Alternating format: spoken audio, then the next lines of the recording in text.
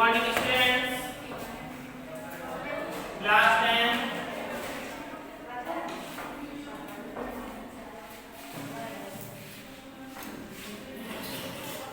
देखिए कि जैसा कि पिछली क्लास में हमने आपको पढ़ाए थे पीयूष ग्रंथि और बताया था कि पीयूष ग्रंथि क्या है, इसे मास्टर ग्रंथि क्यों कहा जाता है। तो पिछली क्लास में हमने इसका एक्सप्लेन आपको किया था कि ये संवेदनाओं को पहुंचाता है तथा उस पर नियंत्रण करता है, इसलिए इसे मास्टर ग्लैंड कहते हैं। इसी प्रकार से हमने आपको कई ग्रंथियां पढ़ाई थी, जैसे पीयूष ग्रंथि थी, थायराइड ग्रंथि। तो जो आज का टॉपिक है वो है हमारा थायराइड ग्रंथि पर। तो हेडिंग डाल लीजिए थायराइड ग्रंथि।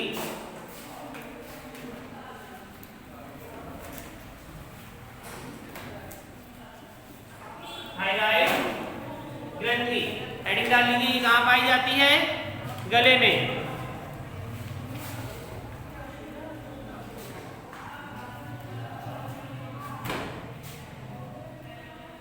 थायराइड ग्रंथि, थायराइड ग्लैंड। नोट कर लें इस हेडिंग को। कितने लगेगा?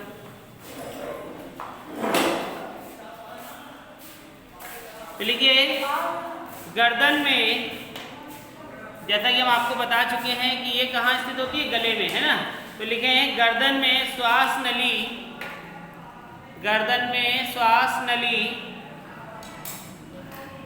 व स्वर यंत्र के, गर्दन में श्वास नली व स्वर यंत्र के संयोग स्थल के अधर, स्वर यंत्र के संयोग स्थल के अधर पार्श्व तल पर पाई जाने वाली, अधर पार्श्व तल पर पाई जाने वाली गुलाबी रंग की, पाई जाने वाली गुलाबी रंग की यह ग्रंथि, पाई जाने वाली यह ग्रंथि एच आकार की होती है। एच आकार की, क्योंकि आपने देखा होगा कि गर्दन भी कैसी होती है? ऐसी लंबी। इसके अंदर जो नली पड़ी होती है इसमें ऐसे छल्ले से बने होते हैं और यहीं पे क्या लगा होता है? स्वर बॉक्स, है ना, जिसे टेटुआ कहते हैं, स्वर बॉक्स। आपने देखा होगा कि लड़कियों में कम, लेकिन लड़कों में ये गर्दन में स्पष्ट रूप से दिखाई देता है। जैसे ये मान लीजिए ये है,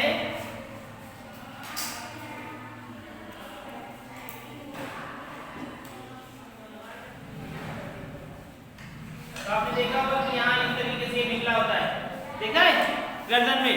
लड़कियों की अपेक्षा लड़कों में क्यों? क्योंकि जो बॉक्स होता है उसका लड़कों में आकार बड़ा होता है, इसीलिए आवाज में भारीपन भी होता है, और लड़कियों में आवाज ये कम होने के कारण ये क्या हो जाता है?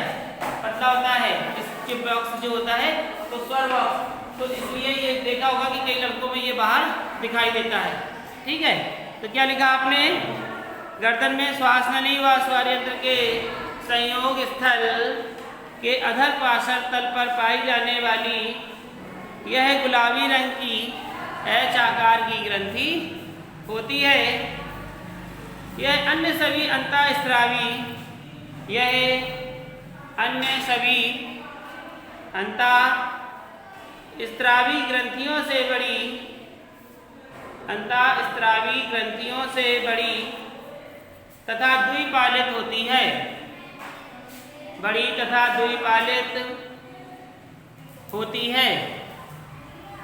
मनुष्य में इस ग्रंथि का भार लगभग, मनुष्य में इस ग्रंथि का भार लगभग 25 से 30 ग्राम होता है। मनुष्य में इस ग्रंथि का भार लगभग 25 से 30 ग्राम होता है। स्त्रियों में यह अपेक्षाकृत, स्त्रियों में यह अपेक्षाकृत कुछ बड़ी होती है, अपेक्षाकृत कुछ बड़ी होती है।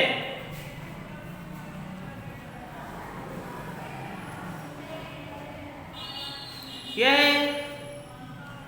अनेक छोटी छोटी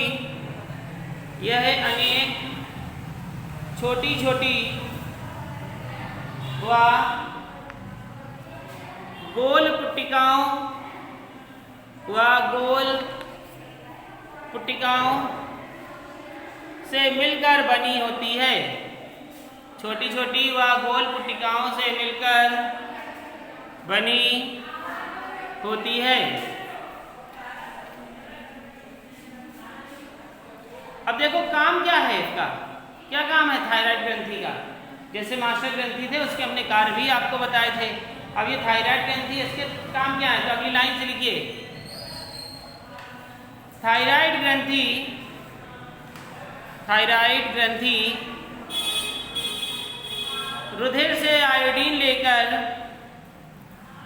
आयोडीन देखिए हम लोग खाते कि नहीं खाते हैं, और किस लिए खाया जाता है आयोडीन। आयोडीन किसमें मिला होता है, नमक में, ठीक, नमक। और कहा जाता है कि आयोडीन युक्त नमक ही खाना चाहिए। क्यों, क्योंकि अगर नहीं खाएंगे तो थायराइड ग्रंथि कहाँ है, गले में, और गले में कौन सा रोग हो जाएगा, घेंगा रोग। ऐसे हो जाता है ये वाणी ने गला है और ये थायराइड की कमी हो गई, ये रोग हो गया, उसके गले में इतना बड़ा फूल जाता है, लटक जाएगा गुब्बारा जैसा, तो वो क्या कहलाएगा, घेंगा रोग, ठीक है। और ये आयोडीन की कमी के कारण हो जाता है।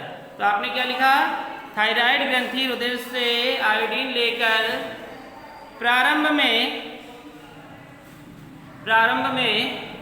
थायरॉक्सिन तथा ट्राईआयोडोथायरेनिन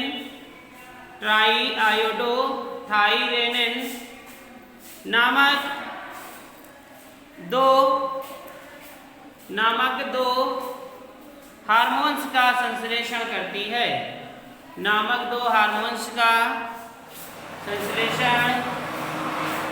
करती है।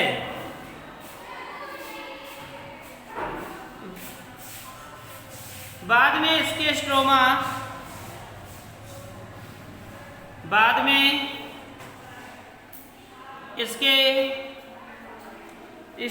भाग से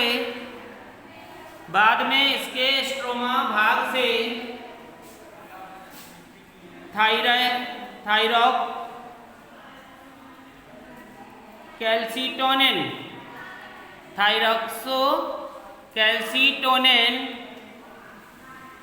अंडरलाइन जिस तरीके का ये आप जो भी हार्मोन्स देखेंगे उसके नीचे अंडरलाइन जरूर कर लेंगे।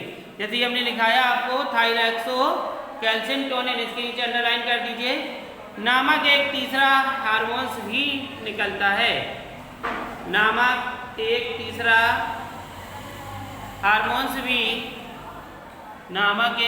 हार्मोन्स भी स्रावित होता है।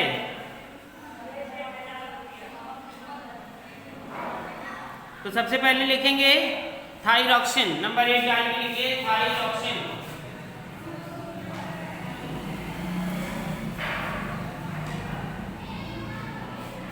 नंबर 1 डालिए और लिखिए थायरॉक्सिन, जिसे थायरॉक्सिन T4 भी कहते हैं।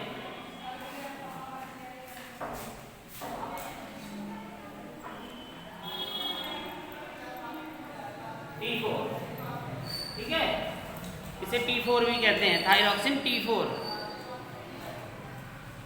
लिखेंगे। यह हार्मोन अमीनो अम्ल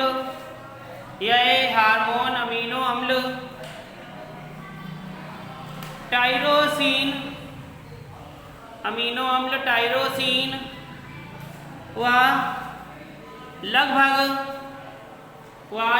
65%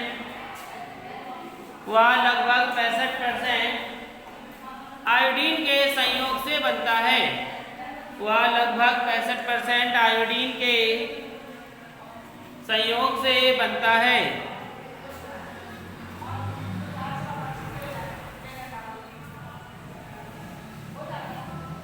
अगली लाइन से लिखेंगे थायरॉक्सिन के अल्प श्रावण को, यानी कि अगर थायरॉक्सिन कम निकल रहा है ना, तो तो उसे क्या कहेंगे? तो थायरॉक्सिन के अल्प स्त्रवण को हाइपोथायरॉक्सिडिज्म कहते हैं। हाइपोथायरॉक्सिडिज्म कहते हैं। इसकी कमी से शरीर में अनेकों रोग हो जाते हैं। इसकी कमी से शरीर में अनेकों रोग हो जाते हैं।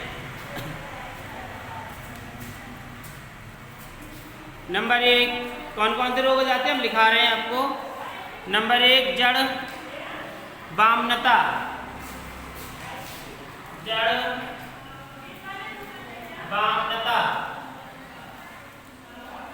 ठीक है, लिख ले। रोग का नाम है जड़ बामनता। अब जड़ बामनता रोग क्या है ये समझिए। देखिए, जब बाल्यावस्था में हार्मोन्स की कमी हो जाती है तो बच्चे बौने हो जाते हैं और कुरूप हो जाते हैं, और बच्चों में ओठ व जीभ मोटे तथा पेट बाहर निकल आता है, त्वचा शुष्क हो जाती है। तो यही हुआ जड़ बामनता। समझ में आया कुछ? जैसे आपने देखा होगा बच्चे के हाथ पैर टेढ़े हो जाते हैं, देखा? बच्चे क्रूप हो जाते हैं, मोटे मोटे ओठ हो जाते हैं, ऐसे लटक जाते हैं, पेट निकल आता है, हाथ पैर पतले हो जाते हैं। जैसे पेट हो गया ऐसे और हाथ पैर हो गए पतले पतले। देखोगे आपने गांव में भी बहुत सारे ऐसे बच्चे होते हैं, देखें? तो ये जड़ बामनता रोग कहलाता है। अगर आप लिखना चाहें तो इसमें थोड़ा सा डैश लगा के लिख लें। इस रोग में लिखिए, इस रोग में बच्चों के जीभ व ओठ मोटे हो जाते हैं। इस रोग में 3 और रह गई। इस रोग में बच्चों के ओठ व जीभ मोटे हो जाते हैं, पेट बाहर निकल आता है,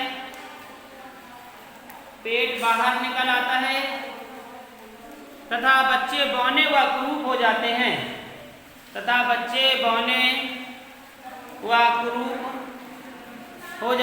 आपने देखा कि बच्चे कैसे हो गए? आपने गांव में देखा होगा जिसे कहा जाता है क्या? हाथ पैर लकड़िया पेट दुमड़िया, है ना? कहा जाता है, सुना है?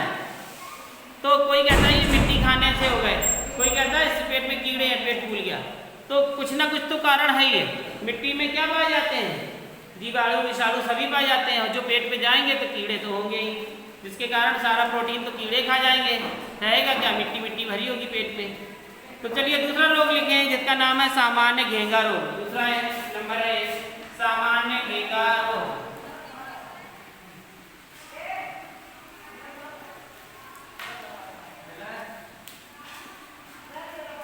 सामान्य घेंगा रोग,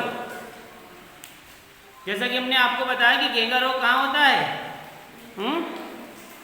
गले में। तो लिख लो, लिखिए आयोडीन की कमी से घेंगा रोग हो जाता है। आयोडीन की कमी से घेंगा रोग गले में हो जाता है। तो समझ में आ गया? जैसा हमने अभी आपको बताया कि ऐसे फूल के ऐसा हो जाता है गला, है ना? कई लोगों के आपने देखा होगा ऐसे यहाँ लटकता है, तो वो घेंगा रोग है। चलिए तीसरा लिखेंगे हाशीमोटो रोग।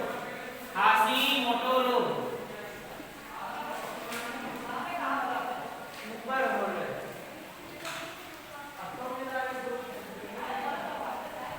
हाशीमोटो रोग। हाशीमोटो रोग में लिखेंगे इसकी कमी से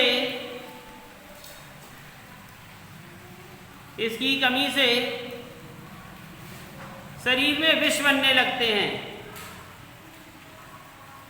इसकी कमी से शरीर में विष बनने लगते हैं।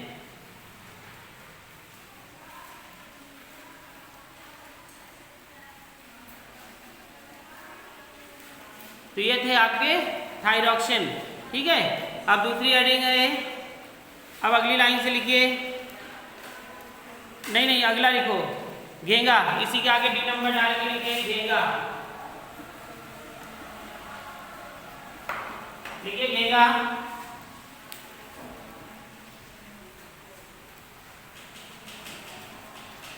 लिखेंगे इस रोग में नेत्र चौड़े,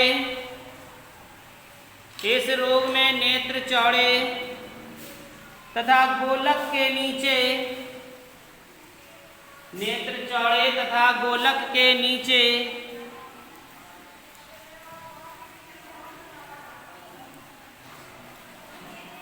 होते हैं तथा ये बाहर की ओर उभरे हुए होते हैं, तथा ये बाहर की ओर उभरे हुए होते हैं। जैसे नेत्र है तो नेत्र में कैसे दिखाई देगा, ऐसे गोल गोल बड़ी बड़ी आंखें दिखेंगी यदि गिरी जा रही हो, ये भी एक रोग है, ठीक है। फिर लिखेंगे अगला रोग है ग्रेव का रोग, ग्रेव का रोग।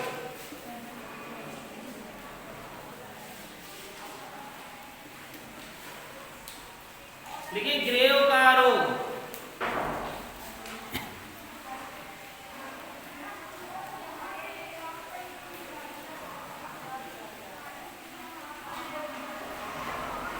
लिखिए यह रोग तब होता है, यह रोग तब होता है जब,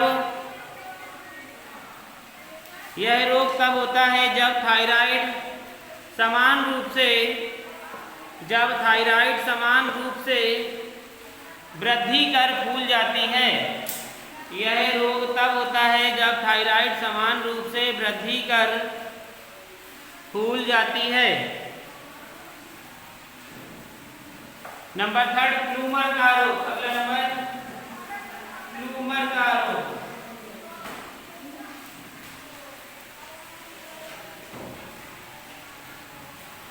प्लूमर का रोग,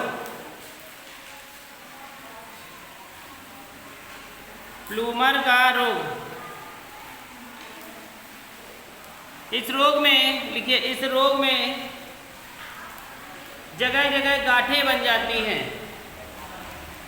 इस रोग में जगह जगह, शरीर में जगह जगह गांठें निकल आती है, लिख लो।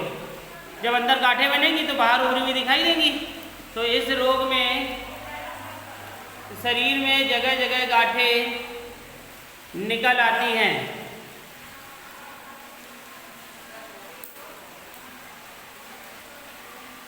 तो आपको समझ में आ गया यहाँ तक कि इस रोग किससे हो रहे थे, थायरॉक्सिन से।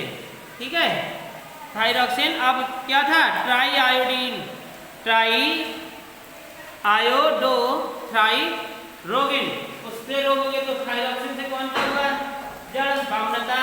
ठीक है, सभी को समझ में आ गया होगा इस रोग में क्या है। फिर सामान्य घेंगा रोग, फिर हाशीमोटो रोग, फिर घेंगा रोग, फिर ग्रेव का रोग, फिर प्लूमर का रोग। इसके बाद आपकी हेडिंग है, लिखेंगे ट्राई आयोडो, लिखेंगे दूसरी नंबर, ये पहली थी, ये दूसरी है, ट्राई आयोडो थायरोनिन। ये पहली थी, ये दूसरी है, ट्राई आयोडो थायरोनिन, जिसे कहते हैं T3। ये कौन सी थी, T4। ये कौन सी है, T3। ठीक है,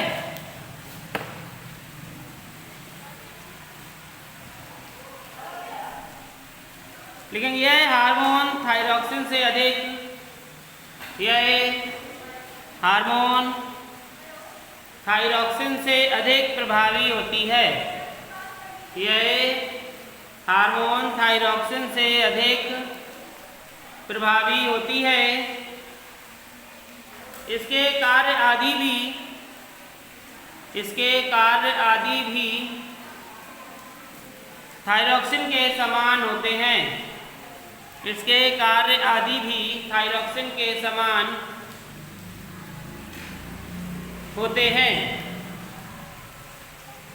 तो आपको ये समझ में आया कि कैसी होती है, जो थायरॉक्सिन आपने लिखा अधिक प्रभावी होती है, यानी कि उससे ज़्यादा प्रभावी ये है, उसमें अगर थोड़ा होता है तो इसमें उससे अधिक होता है, और इसके आदि कार्य जो लगभग कैसे होते हैं, उसी के समान होते हैं।